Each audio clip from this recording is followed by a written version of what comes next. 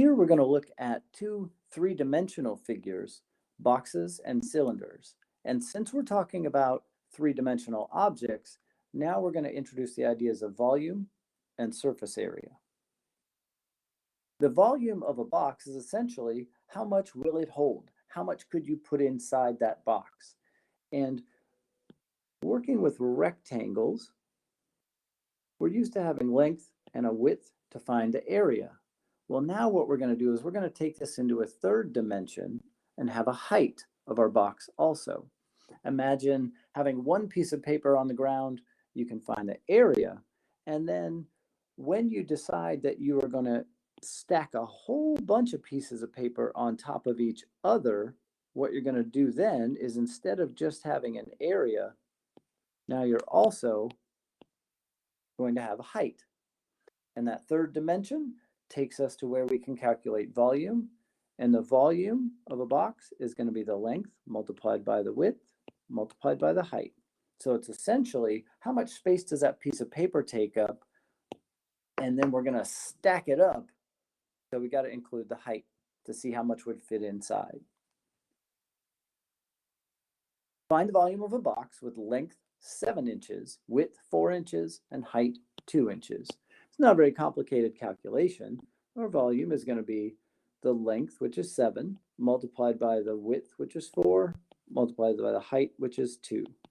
And so we multiply 7 times 4 times 2, we get 56 cubic inches. And cubic inches is a little different unit. When we did perimeter, it was straight line distance. That would just be inches. When we did area, now we've got two dimensions, length and width. So it would be square inches. And now that we have length, width, and height, we have three dimensions. So now we have cubic inches.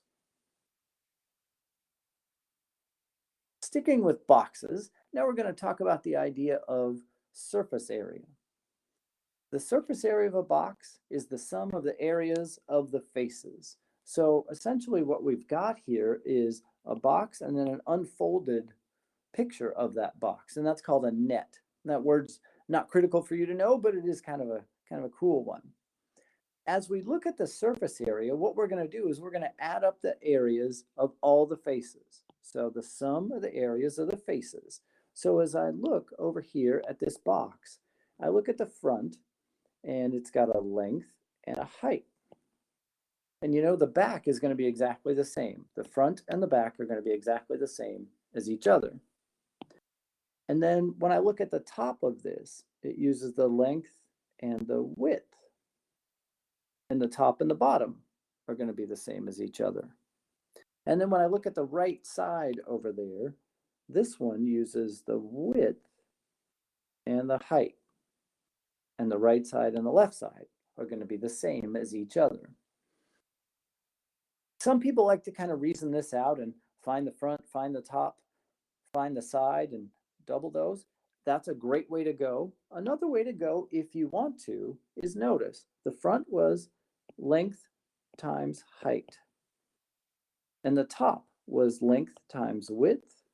And the side was width times height. And then we have two of each of those because I have a front and a back. So there's 2 times length times height. And I have a top and a bottom. So there's 2 times length times width. And I have a right side and a left side. So it's 2 times width times height. And then if I add all of those together, I'll have the surface area. So if you like a formula for the surface area, there you go. 2 times length times height plus 2 times length times width plus 2 times width times height. If you want to just reason it out instead, that's perfectly fine. But if you're somebody who likes a formula, there it is, the formula for the surface area of a box. Let's take a look at one. Find the surface area of a box with length 7, width 4, and height 2. Sometimes it can help to draw a picture. I think a lot of times it helps to draw a picture. And it doesn't have to be a work of art. You might see dotted lines in some of these for the things that you can't see. If you're really skilled at art, then I would take that approach. But for folks like me who aren't that fantastic at art, I think I'll just draw it this way. And what I've got here is a length of 7, a width of 4, and a height of 2. And with that in mind, I can go through the process of finding the surface area of this box. So as I look at the front, that's going to be the length times the width, which here is 7, or excuse me, the front's going to be the length times the height. Length times the height is going to be my front, and that's going to be 7 times 2, or 14 square inches. When I look at the top, that's going to be, let's see, that's going to be the front, or the length times the width. Length times width. So that's 7 times 4, or 28 square inches. And then when I look at the side, that's going to be the width times the height, which is going to be 4 times 2, which is going to be 8 square inches. And then keeping in mind that the back is the same as the front, so the back is going to be another 14 square inches, so I need to multiply that by 2. The bottom's going to be the same as the top, and the left side's going to be the same as the right side. And so here what I've got is 28 square inches plus 56 square inches plus 16 square inches. And when I add all of those together, what I end up with is 100 square inches. I mentioned that formula just a minute ago, and if we want to use the formula, that'll be 2 times length times height plus 2 times length times width plus 2 times width times height. And so what we'll have there is 2 times length times height plus 2 times length times width plus 2 times width times height. And let's see, that's 2 times 7 is 14 times 2 is 28. 2 times 7 is 14 times 4 is 56. 2 times 4 is 8 times 2 is 16. And then we add all those together, sure enough, we get 100 square inches. Either approach is just fine, whichever one makes more sense to you, that's the approach you should use. Now we're going to talk about cylinders. Again, the volume of a cylinder is how much it will hold. And a way to think of a cylinder would be, let's say we've got a piece of bologna on our kitchen table, just one piece of bologna. That's a circle. So that's going to have an area and it's going to have a circumference. But we're concerned with how much space it takes up, so that's the area. And then what we're going to do is we're going to stack a whole bunch of pieces of bologna on top of each other so that we get some height and we wind up with a cylinder. And so in order to create a cylinder, what we've got is a circle piled up high. So our formula for the volume of a cylinder is going to start with the idea of the area of a circle. So the area of a circle is pi times the radius squared.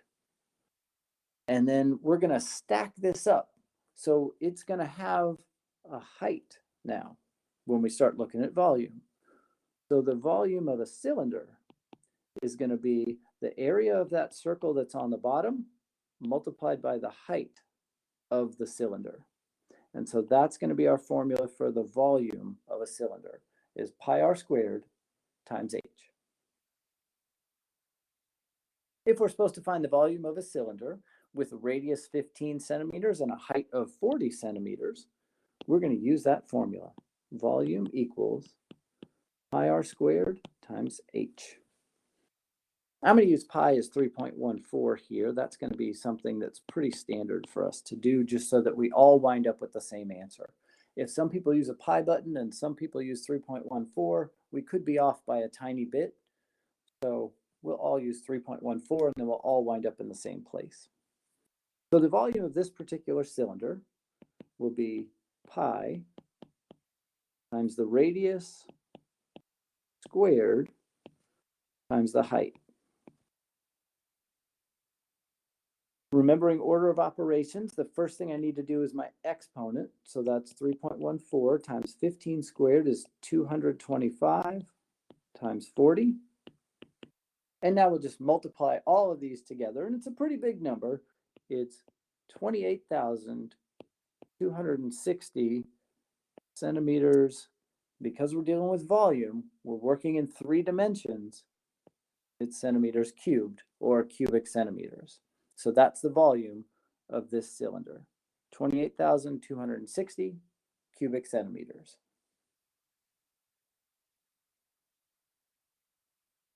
Surface area of a cylinder. You might be thinking, how in the world am I going to do that? And I think this picture helps a lot. We can see on the bottom of our cylinder is a circle, and on the top of our cylinder is a circle. We know how to find the area of a circle. That's going to be area of a circle pi r squared. Then this middle piece of a cylinder, what I want you to imagine here is like a label on a can of soup. If you were to cut it and then unroll it, it makes a rectangle. So what we've got here with the surface area of a cylinder is 2 times the area of the base, which that's because we have a circle at the bottom and a circle at the top, and we want to count them both, plus the area of that rectangular thing that's in the middle. And so what we're going to do here is we are going to find the area of the circle, we're going to find the area of that rectangle, and then we're going to add all 3 pieces together. I want you to notice the height of the cylinder is the same thing as the height of that rectangle. And then an interesting thing, the width of our rectangle here, the length of our rectangle, is the same as the circumference of the circle. Imagine the rectangle comes from going all the way around the soup can. So that's how long the rectangle is going to be. So when I want to find the surface area, I know the area of that circle on top is going to be pi r squared. And I know the area of this circle on the bottom is going to be pi r squared. And now this rectangle in the middle is going to be the height multiplied by the circumference of the circle. Circumference of a circle is 2 times pi times r. So it's circumference times height is what that is.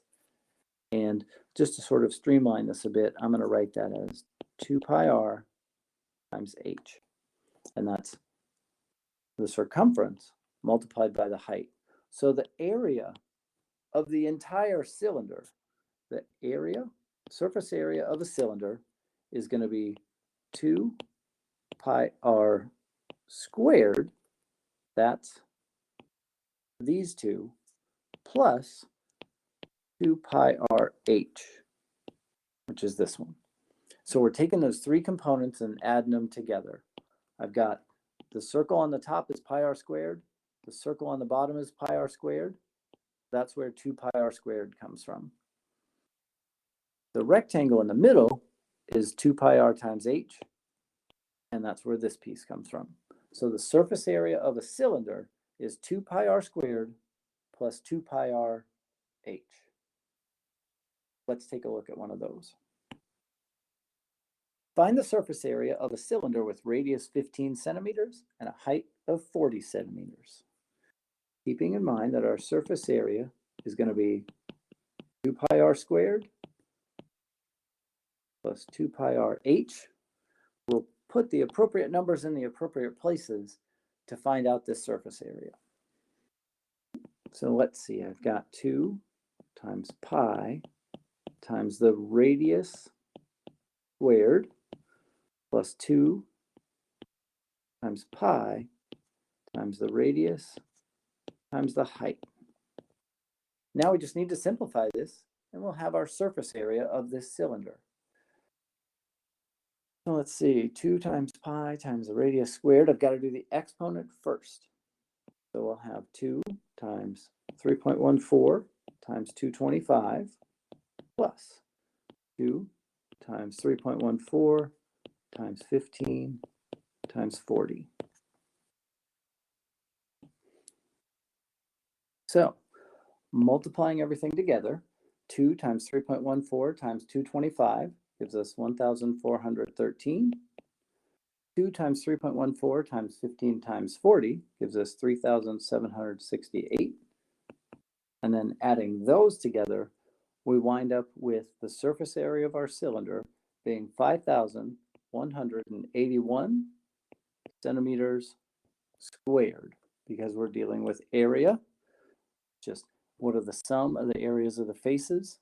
5,181 square centimeters.